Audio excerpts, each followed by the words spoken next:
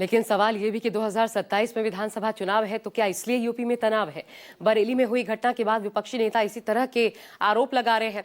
बरेली की घटना के पीछे बीजेपी नेताओं का आरोप है कि मौलाना तौकीर रजा ने हिंसा की साजिश रची, जबकि विपक्षी नेता कह रहे हैं कि सूबे के बदलते मिजाज को देखते हुए माहौल जानबूझकर खराब किया जा रहा है। आखिर कौन सच और कौन झूठ बोल रहा है, इससे जुड़ी एक रिपोर्ट आपको दिखाते हैं।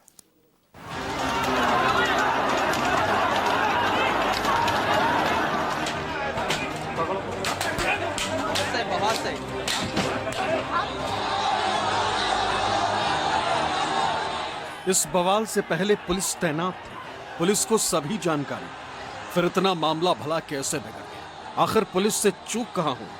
जब पुलिस ने धारा 163 लागू होने की बात कही थी तो ऐसे में हजारों की संख्या में लोग कैसे जुट गए? क्या ये पुलिस की नाकामी नहीं?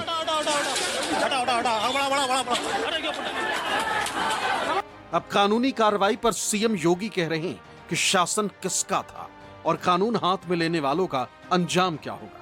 वहीं दूसरी तरफ इस पूरे बवाल को लेकर सियासत भी शुरू हो गई।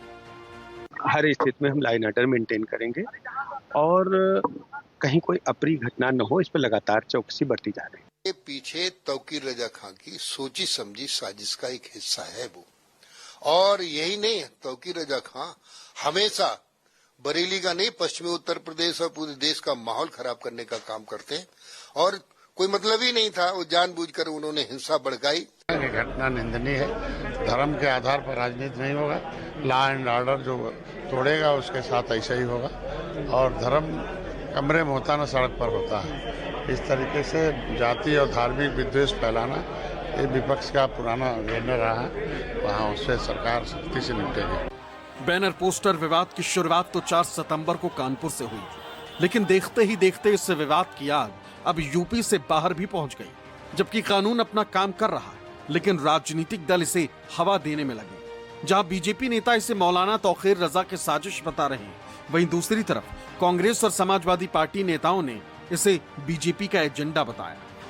देखिए, ये पूरी सरकार की सोची समझी चाल है और जानबूझ के इस तरह की चीजों को भड़काया जा रहा है और ये इसको पूरी तरीके से अपने नाकामियों को छिपाने के लिए उसको हवा दिया जा रहा है और जानबूझ को पुलिस के द्वारा ये लाठी चलवाई गई है, जो बहुत ही निंदनीय है। इसकी जितनी भी निंदा की जाए, भर्त्सना की जाए, कम है।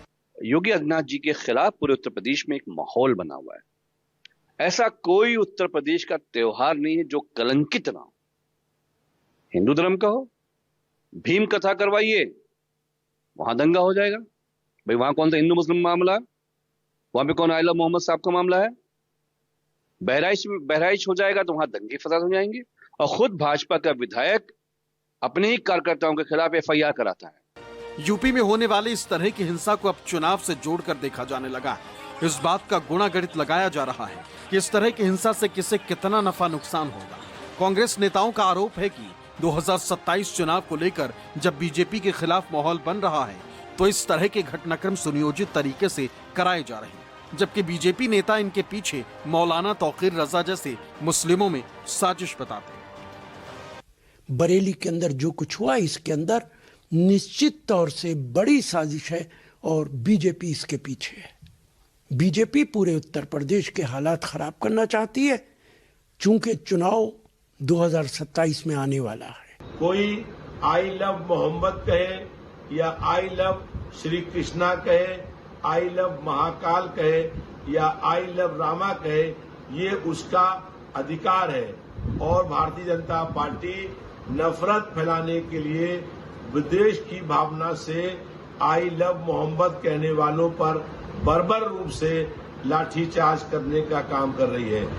लोकतंत्र में हर किसी को अपनी बात कानून के दायरे में रहकर कहने और विचार जाहिर करने का अधिकार है, लेकिन हिंसा को किसी भी लिहाज से जायज नहीं ठहराया जा सकता। शायद यही वजह है कि बरेली की घटना को लेकर मुस्लिमों में भी अलग अलग विचार दिखाई दे रहे हैं। एक वर्ग ऐसा है जो मानते हैं कि लाठीचार्ज जैसी घटना ठीक नहीं, जबकि दूसरा वर्ग है जिसका मानना है कि मोहम्मद के प्रति अपनी मोहब्बत का इजहार करने के लिए सड़क पर हंगामा करना जरूरी नहीं। पैगंबर इस्लाम सल्लल्लाहु ताला अलैहि वसल्लम से मोहब्बत के इजहार का ये तरीका नहीं है कि रोडों पे उतर के शोर मचाया जाए, हंगामा किया जाए, एजिटेशन धरना प्रदर्शन किया जाए या पुलिस और प्रशासन से टकराव किया जाए, ये पैगंबर इस्लाम की तालीमात नहीं है। बरेली में जिस तरह बवाल हुआ, पुलिस और पब्लिक के बीच टकराव हुआ, वो किसी भी राज्य के लिए अच्छा नहीं, क्योंकि हिंसा को किसी भी तरह से जायज नहीं ठहराया जा सकता। लेकिन राजनीतिक दल इसमें अपना सियासी नफे नुकसान को देख रहे हैं। इस तरह की घटनाक्रम से जहां बीजेपी कट्टर हिंदुत्व के एजेंडे को धार देना चाहती, वहीं समाजवादी पार्टी अपने पीडीए के फॉर्मूले को हिट रखने में लगी। शायद यही वजह है कि बरेली की घटना पर अखिलेश यादव ने एक्स पर पोस्ट करते हुए लिखा, सरकार द्वारा ताकत का इजहार करना उसकी कमजोरी की निशानी होती है। सरकारें लाठीचार्ज से नहीं, सौहार्द सद्भाव से चलती। घोर निंदनीय।